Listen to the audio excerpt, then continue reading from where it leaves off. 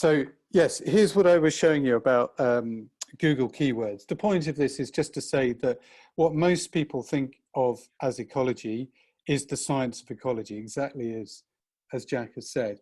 But I think the word has expanded in meaning in the vernacular, that there are other meanings attached to it within popular culture. If I were giving this lecture on my own, I would have described just a couple of ecological experiments to put some flesh on the bones, but there's really no need because Jack's covered it.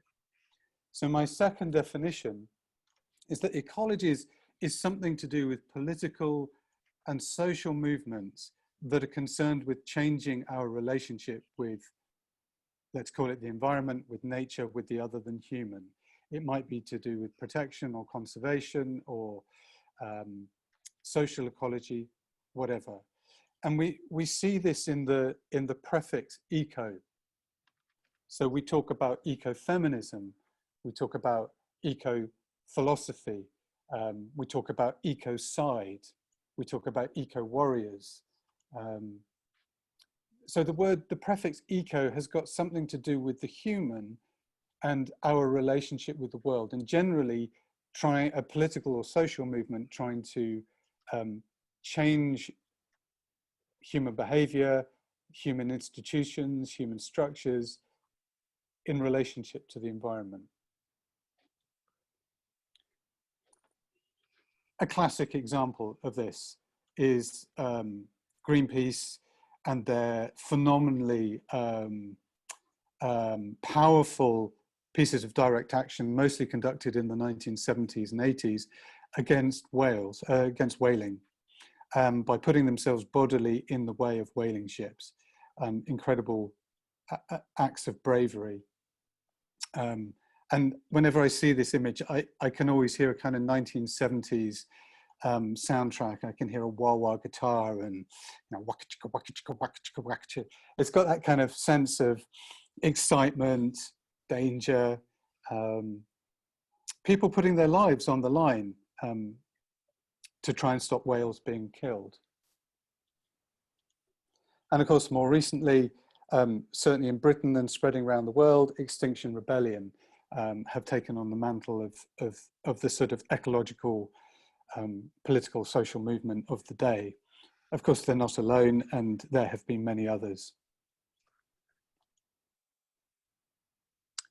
But my third definition is a kind of popular definition that if you come to a town like Totnes here in South Devon, is what people talk about. They may not articulate it in any particularly coherent way, but when you chat to people, when you move in the circles of alternative spirituality, is this sense that we live in a fundamentally interconnected world, that the world is morally and spiritually interconnected. It is replete with meaning. It is a source of meaning, and it can be a motivation to action. So here's ecology in a slightly different sense. Everything is interconnected, and that is meaningful for us. I found a fantastic quote. I'm afraid I can't remember where it was from, but it was an ecologist saying, yes, sure, a scientific ecologist saying, yes, sure, everything's interconnected, but from a scientific point of view, that gets us nowhere. We can't really deal with that. We're interested in much more specific problems, like the problems of succession or a keystone species or whatever. So this sense that the world is fundamentally interconnected, although kind of accepted within scientific ecology, really doesn't have much traction or meaning. But in the popular understanding of ecology, I would say it does. And one common image that is used has been borrowed from Mahayana Buddhism. It's this idea of Indra's net, particularly popularized by Joanna Macy, about whom I could say a lot more, but she's obviously written a lot about our relationship with the other than human world and how we could repair that relationship. And in Indra's net, Indra, this ancient Hindu deity, spreads a net out over the universe that somehow is the universe. And every intersection of this net contains a jewel that reflects the light of all the other jewels. So it's a metaphor for the interconnectedness of everything. I think it's safe to say I do know people who in certain states of altered consciousness have seen Indra's net, but that is another story. So here we're talking about ecology as spirituality, no longer ecology and spirituality. Ecology is spirituality. And yes, here's a distinction, sorry, I should have made earlier, that scientific ecology is concerned with quantity, that it's concerned with measurement, that what it does is it turns the world into complicated sets of measurements and outputs those measurements as equations, diagrams, graphs. Whereas what we're talking about here in this third definition of ecology is more about quality. It's no longer about measurement, but it's about a quality of interconnectedness and our finding a place within that interconnected world. So this is me pulling out all the stops of my ability to draw diagrams here. We've got these three definitions. There's ecology as a science. Ecology is something to do with political and social change, to do with the environment and the world around us. And then ecology is something to do with spirituality. And what I want to talk about really for the remainder of this presentation is some Western spiritualities and where they sit in this kind of Venn diagram. I haven't, I'm afraid, mapped this out with any great accuracy. These are my thoughts as they occurred to me when I was writing this lecture. This is a paper, I suppose, that needs to be written. But what's interesting to me is that for many expressions of eco-spirituality, and indeed political and social change, they rely on science. The spur to action, the motivation has been the science of ecology. As Jack was saying, they represent interpretations of the science of ecology. Not all of them. Some of them, the inspiration has come directly from interaction with the other than human, with the other than human world. But let's start by looking at the way science has informed and catalyzed these movements. Well, the obvious one is Greenpeace. Back in the day, people wouldn't have started worrying about whaling. In fact, nobody worried about whaling for many hundreds of years. People in the West have been hunting whales for a long, long time. But nobody would have started worrying if scientific data on population size hadn't started filtering through.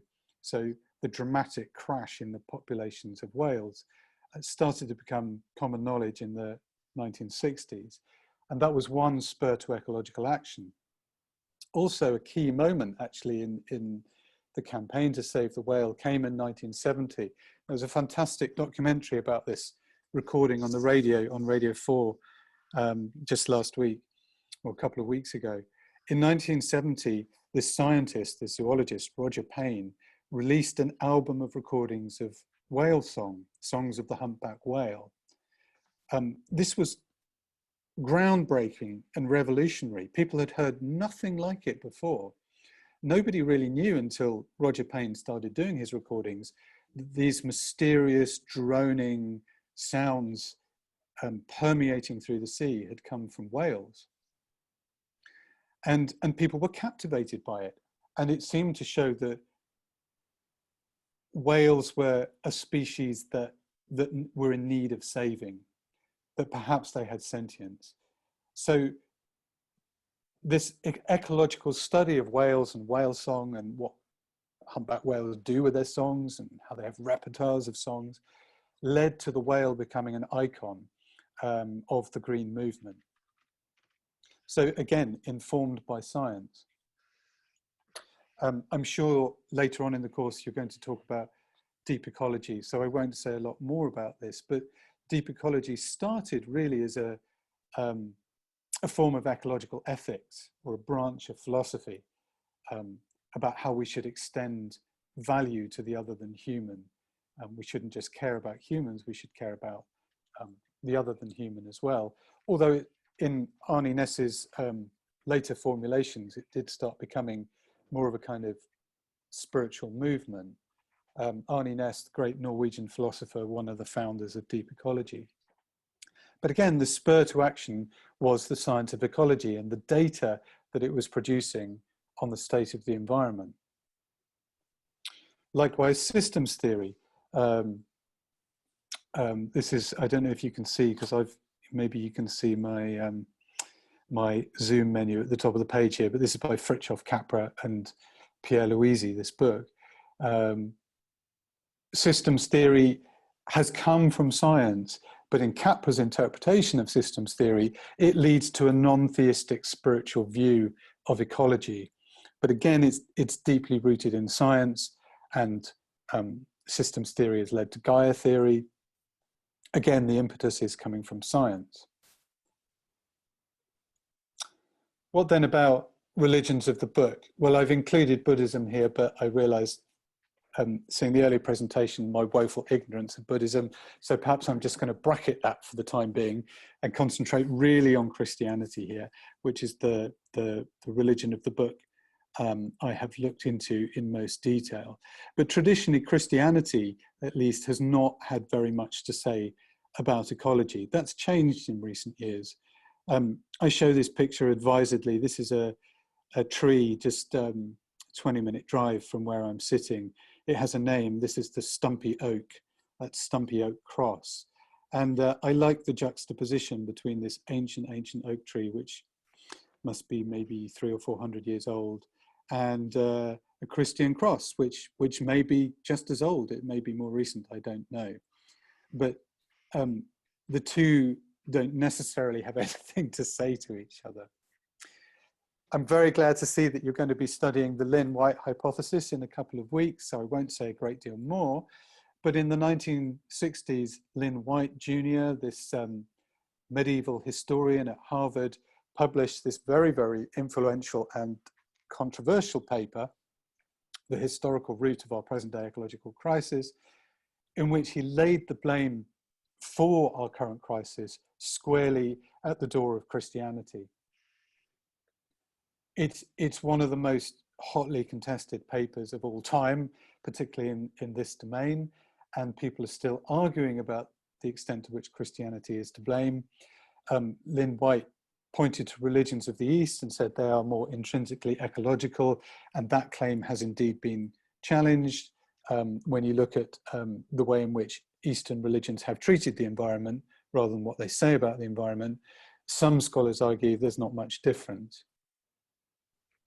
And in the first edition of his Ecological Ethics, a book I thoroughly recommend, Patrick Curry has this to say of the world's major religions. He says they all fall short in their traditional and for the most part present forms of anything resembling an ecological ethic. You are free to dispute that, but it's an interesting claim. Now, of course, since he wrote that, the Catholic Church has, well, Pope Francis indeed, has produced this extraordinary document, Laudato Si', in which he argues that it's a Christian duty to care for ecology, care for the other than human world. But again, I would say the impetus for this has come from science. The scientific statement on the state of the earth has led to this theological reevaluation, which has led to a move towards a more ecological or ecocentric ethic within Christianity. So here, once again, the impetus is science, rather, which has led to Christianity trying to reform itself in a more ecological direction. Now, let's return for a moment to Ernst Haeckel. Oh, incidentally, Jack or Bernadette or Nick, as I'm in full screen mode, I can't see the time. So if you could give me a 5-minute warning of when my time is up, that would be very helpful. Just interrupt. Doing okay for now. Thanks. So the interesting thing about Ernst Haeckel, the guy who coins the term ecology in 1869, is that he was trying to create a new religious movement based on the principles of ecology. So almost hard baked into the very idea of ecology, right from the get-go, is the idea that it has something to do with spirituality. Let me explain. For Haeckel, the study of ecology led to a kind of cosmic truth.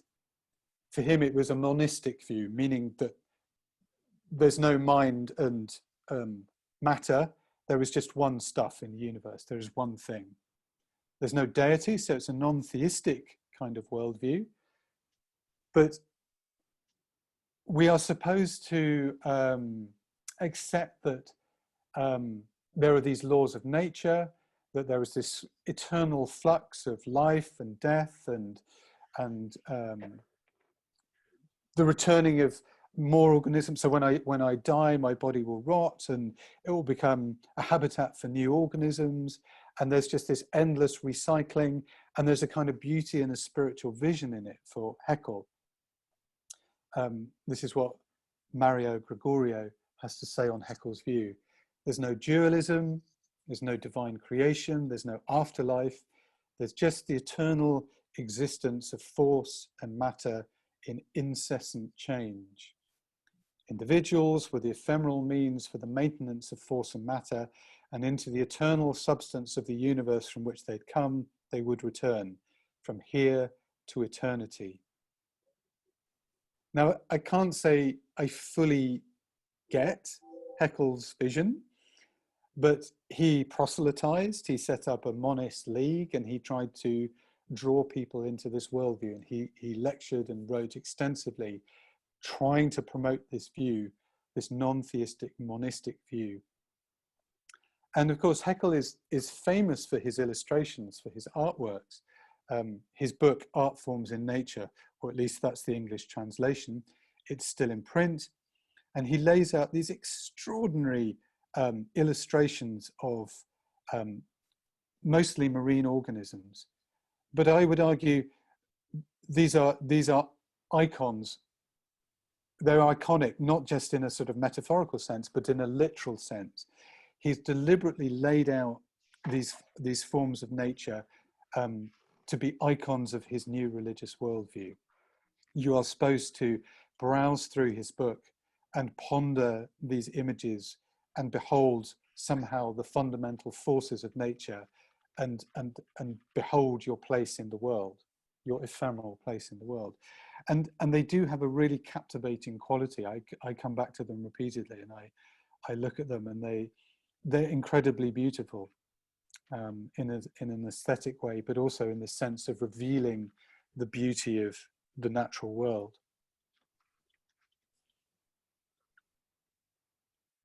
So I want to move on to other expressions of ecological spirituality. And of course, the key text here is Bron Taylor's Dark Green Religion. And here he's interested in a sort of, he's trying to ring fence a group of related spiritualities where the other than human becomes the central focus of meaning and value. It's very hard, as you will discover, to try and define what religion is or what spirituality is, and therefore to ring fence disparate religions and worldviews and spiritualities. So he uses this idea of family resemblances, that all these different worldviews have something in common. They resemble each other. And what makes them dark green is this ecocentric ethic that permeates them. He includes some surprising things. He includes surfing as a dark green religion. And certainly surfers are deeply connected with the sea and the tides, and perhaps sort of because of surfing's origins, its origins are old, but its kind of modern origins in the 1960s mean that it's infused with a kind of hippie sensibility, although that may be much diminished, and it may just mean you drive a VW van and hashtag it repeatedly on Instagram. But he's also talking about nature spiritualities like contemporary paganism. I've just chosen one example here, modern Druidry, which is a nature religion. It's arguable whether all expressions of contemporary paganism do actually espouse an ecocentric ethic. Not all contemporary pagans get involved, say, in direct action or behavior change that would lead one to read their behavior as ecocentric, but they may espouse a reverence for nature and seeing the sacrality of nature. But again, always in the backdrop is the science of ecology. Expressions of radical eco-paganism. Yes, that is me on the left with my mandolin. This is back in the day at the Newbury Bypass campaign, where we were undertaking direct action to try and stop the building of a new road. But notice we're doing it in front of a big pentagram as an expression of a kind of Wiccan pagan sensibility. And the keen-eyed amongst you will notice that in the woven into that pentagram is a dream catcher, obviously appropriated from Native American First Nation spirituality. So all these movements, all these different spiritualities are somewhere inescapably informed by science. They are cultural interpretations of science. Science has provided the impetus for an ecological spiritual worldview. There are many, many more examples I could have given. I'm only giving you a brief taste, a brief ice cream lick. But then, coming from the other direction, some people just have spontaneous encounters with the other than human world that are mystical in nature. They are typologized as nature mystical experiences. That comes from the scholar of religion, R.C. Zena. Stace calls them extrovertive mystical experiences, and we see them a lot in psychedelic spirituality. An example would be the nature writer, the 19th century nature writer, British nature writer Richard Jefferies, who just had spontaneous mystical encounters with the natural world, a feeling of oneness with the other than human. And this is well documented, and I would thoroughly recommend Paul Marshall's book, which documents these and investigates them in great detail.